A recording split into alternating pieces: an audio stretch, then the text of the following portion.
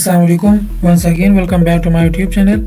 आज हम लोग इस वीडियो में profit planning and cost analysis की चैप्टर नंबर 22 की एक्सरसाइज नंबर 6 को सॉल्व करेंगे। हम लोगों ने ऑब्जर्वेशन कॉस्टिंग और डायरेक्ट कॉस्टिंग करनी है, ठीक है। इसके मतलब इनकम स्टेटमेंट बनानी है मैकडोगल कंपनी के लिए, ठीक है। तो ये हमारे पास इसके बता रहे हैं कि जो सेल इन किलोग्राम्स है, टोटल हमारे पास मतलब जो यूनिट्स हैं, ठीक है, वो हमारे पास इतने आ रहे हैं। फिनिश गुड इन्वेंट्री अब जनवरी 1 ये हमें शो कर रही है कि ये हमारे पास ओपनिंग इन्वेंट्री है, और दिसंबर 31 ये हमें शो कर रही है कि ये हमारे पास एंडिंग इन्वेंट्री है। इसके बाद हमारे पास आ रहा है कि सेल प्राइस हमारे पास जो है वो $10 पर किलोग्राम है। यहाँ पर देखिए हमारे पास है मैन्युफैक्चरिंग कॉस्ट, तो हमें बता रहे हैं कि वेरिएबल कॉस्ट जो है वो पर किलोग्राम की वो $4 है, और फिक्स जो फैक्ट्री ओवरहेड्स हैं वो हमारे पास है $160,000, और नॉर्मल कैपेसिटी है 80,000 किलोग्राम। तो मतलब ये हमें क्या कर रहे हैं कि 80,000 को हम लोगों ने जब मल्टीप्लाई बाय 2 किया है, ठीक है, मतलब या आप लोग इसको इस पर डिवाइड करें तो आप लोगों को आ जाएगा पर यूनिट की जो है वो फिक्स फैक्ट्री ओवरहेड। इस तरह हमारे पास मार्केटिंग और एडमिनिस्ट्रेटिव एक्सपेंसेस आ गए। तो इसमें कह रहे हैं कि वेरिएबल जो है वो 1% है, ठीक है, और फिक्स कॉस्ट जो है ये हमारे पास 150,000 की है। ओके, अब रिक्वायरमेंट हमें कह रहे हैं कि हम लोगों ने इसकी एब्जॉर्प्शन कॉस्टिंग के मेथड के मुताबिक इनकम स्टेटमेंट बनानी है, और दूसरी हम लोगों ने डायरेक्ट कॉस्टिंग के मेथड बनानी है। रिक्वायरमेंट 2 में हमें कह रहे हैं कि हम लोगों ने एक्सप्लेन करना है कि ये जो इन दोनों के दरमियान जो डिफरेंस आएगा ये कैसे आया, ठीक है। अब हम क्वेश्चन की तरफ जाते हैं। सबसे पहले यहाँ पे आते हैं सेल्स हमारे पास कितने थे। सेल्स हमारे पास टोटल जो नंबर ऑफ यूनिट थे वो हमारे पास थे 75,000, ठीक है। इसको हम लोगों ने मल्टीप्लाई करना है किसके साथ, हम लोगों ने इसको मल्टीप्लाई करना है 10 के साथ, क्योंकि हमारे पास $10 जो है वो हमारे पास पर किलोग्राम के हमारे सेल प्राइस थी। तो हमारे पास इससे टोटल क्या आते हैं, हमारे पास आते हैं 750,000। ये हमारे पास इससे टोटल आंसर आ गया। अब इससे हम लोग सिंपल अपने प्रीवियस क्वेश्चंस की तरह हम लोग यहाँ से माइनस कर लेंगे cost of goods sold. Cost of goods sold में हम लोगों ने सबसे पहले क्या करना है, हम लोगों ने यहाँ पर अब्जॉर्प्शन कॉस्टिंग कर रहे हैं, तो इसमें हमारे पास वेरिएबल कॉस्ट और फिक्स्ड कॉस्ट दोनों ने आने हैं। हम लोग सिंपल सबसे पहले यहाँ पे लिखेंगे variable manufacturing cost. Variable manufacturing cost हमारे पास क्या थी, ठीक है, हमारे पास जो बता रहे हैं क्वेश्चन में कि टोटल कैपेसिटी इतनी थी और वेरिएबल हमारे पास है $4। इससे हमारे पास क्या आंसर आता है 320,000। ये हमारे पास इससे आगे, ठीक है, ये हमारे पास किससे आगे वेरिएबल मैन्युफैक्चरिंग कॉस्ट है। अब इससे हम लोगों ने इसमें प्लस क्या करना है fix manufacturing cost. Fix manufacturing cost हमारे पास है 160,000। अब ये जो आंसर है हमारे पास इसको हम लोग कहते हैं टोटल मैन्युफैक्चरिंग कॉस्ट। अब यहाँ पे हम लोगों ने इसमें क्या करना है, हम लोगों ने ऐड करना है ओपनिंग इन्वेंट्री, ठीक है। ये हमारे पास क्या थी जो मैंने आप लोगों को बताया था, इससे ये हमारे पास है ओपनिंग इन्वेंट्री और ये हमारे पास है एंडिंग इन्वेंट्री। अब हम लोग इसमें ओपनिंग इन्वेंट्री इसमें प्लस करेंगे। ओपनिंग इन्वेंट्री हम लोगों ने यहाँ पे जाने बताया कि वेरिएबल कॉस्ट $4 और फिक्स जो है ये हमारे पास क्या है, ये हमारे पास इसके आते हैं $2। तो $4 प्लस $2 इक्वल टू $6। अब हम लोगों ने इसको जो 12,000 थे, ठीक है, उसको हम लोगों ने 6 से मल्टीप्लाई करना है।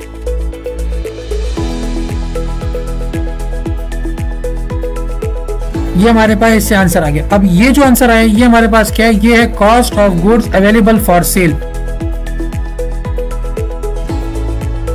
अब हम लोगों ने यहाँ से इससे लेस करना है क्या, एंडिंग इन्वेंट्री, ठीक है।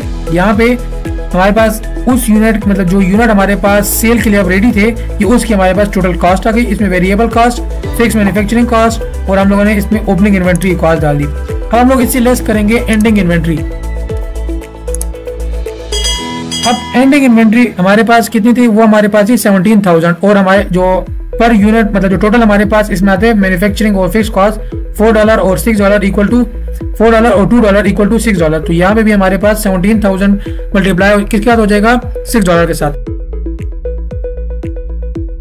ये हमारे पास टोटल ये जो कॉस्ट है मतलब ये 96,000, ये हमारे पास अब क्या है, ठीक है, सिंपल ये हमारे पास है ग्रॉस प्रॉफिट।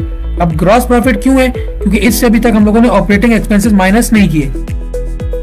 ये हमारे पास आ गया ग्रॉस प्रॉफिट। अब यहाँ पे हम लोगों ने इससे क्या करना है, अब हम लोगों ने यहाँ से इसके जितने भी हमारे कमर्शियल एक्सपेंसेस हैं या ऑपरेटिंग एक्सपेंसेस हैं वो अब हम इससे माइनस करेंगे। कमर्शियल एक्सपेंसेस में हमारे पास क्या है, यहाँ पे आप लोग क्वेश्चन की तरफ आए। क्वेश्चन में आप लोग देख सकते हैं कि हमारे पास सॉरी ये हमारे पास नेगेटिव में वैल्यू है, ठीक है, क्योंकि हम लोगों ने इसमें माइनस किया है। अब यहाँ पे हमारे पास देखिए आप लोग कमर्शियल एक्सपेंसेस की तरफ आते हैं, तो ये हमारे पास वेरिएबल क्या है मार्केटिंग एक्सपेंस है $1 और फिक्स मार्केटिंग एक्सपेंस जो है ये हमारे पास है 150,000।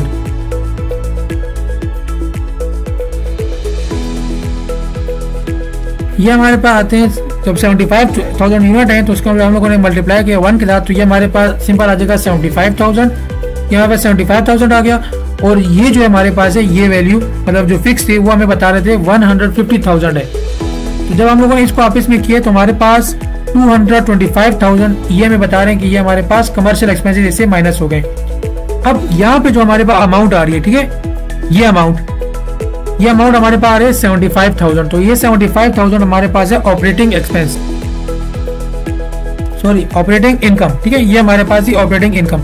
यहाँ पे आके हमारी एक जो स्टेटमेंट थी ऑब्जर्वेशन कॉस्टिंग की वो कंप्लीट हो गई। अब हम लोग मूव ऑन करते हैं डायरेक्ट कॉस्टिंग की तरफ। तो डायरेक्ट कॉस्टिंग में आप लोग सिंपल देख सकते हैं कि हमारे पास सिंपल यहाँ पर आएगा, सिंपल हमारे पास सेम यही आएगा क्योंकि हमारे पास दोनों मेथड में सेल अमाउंट हमारे पास इक्वल होती है। सिर्फ डायरेक्ट कॉस्टिंग में हमारे पास जो फिक्स कॉस्ट है ये हम लोगों ने एट द एंड जो हम लोगों ने करना होता है ना, जिस टाइम पे हम लोगों ने ऊपर जहाँ पे कमर्शियल एक्सपेंसेस किया ना, इस जगह पे हम लोगों ने जो फिक्स्ड एक्सपेंसेस होते हैं उसको हम लोगों ने बिल्कुल एंड पे करना होता है। अब यहाँ पे हमारे पास जब मैंने अभी आप लोगों को बताया कि हम लोगों ने इसमें सिर्फ वेरिएबल एक्सपेंसेस को माइनस करना होता है, तो अभी स्टार्ट में हम लोग वेरिएबल एक्सपेंस माइनस करेंगे तो हमारे पास यहाँ से माइनस होगा वेरिएबल CGS,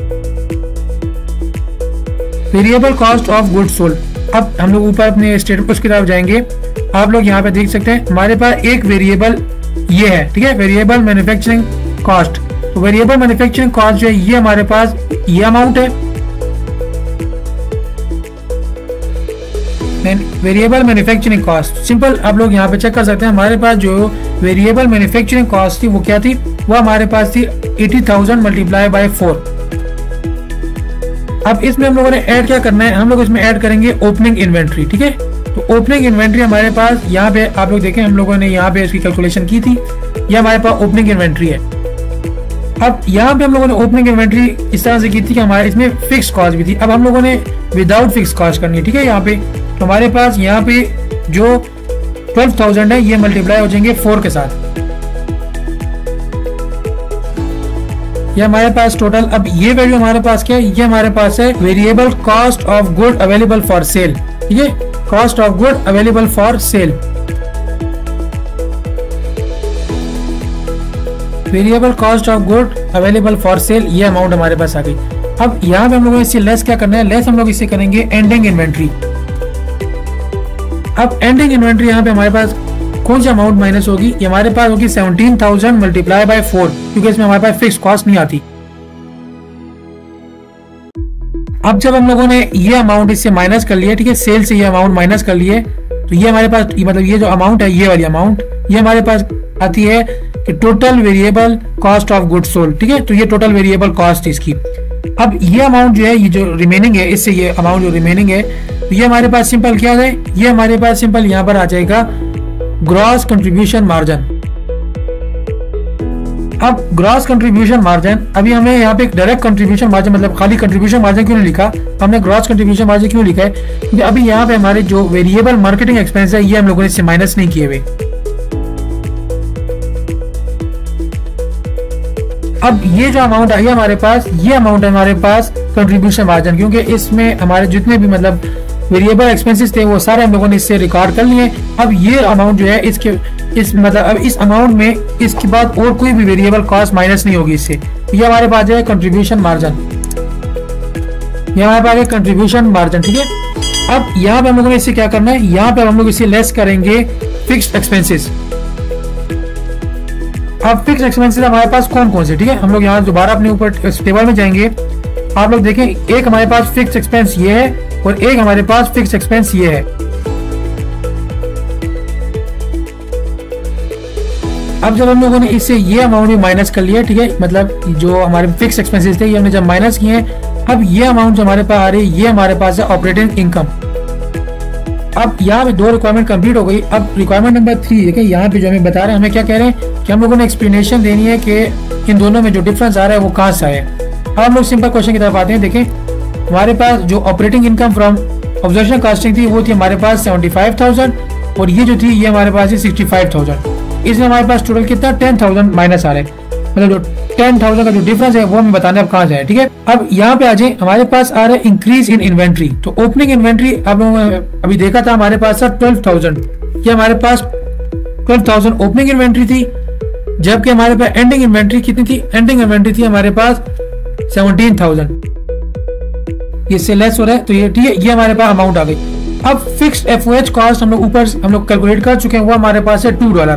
ठीक है, तो $2 मतलब क्या हुआ, हमारे पास ये 10 जो आ रहा है ना, ये हमारे पास ये अमाउंट हमारे पास यहाँ पे आ रहा है, जो डिफरेंस आया ना, तो हम लोगों ने इसको यहाँ पे एक्सप्लेन कर दिया। ठीक है, ये वो डिफरेंस है जो हमारे पास इन दोनों के दरमियान आया था, तो वो हमें बता दिया कि वो हमारी जो इन्वेंट्री में इंक्रीज आई थी उस में ये हमारे पास एडजस्ट हो गया था।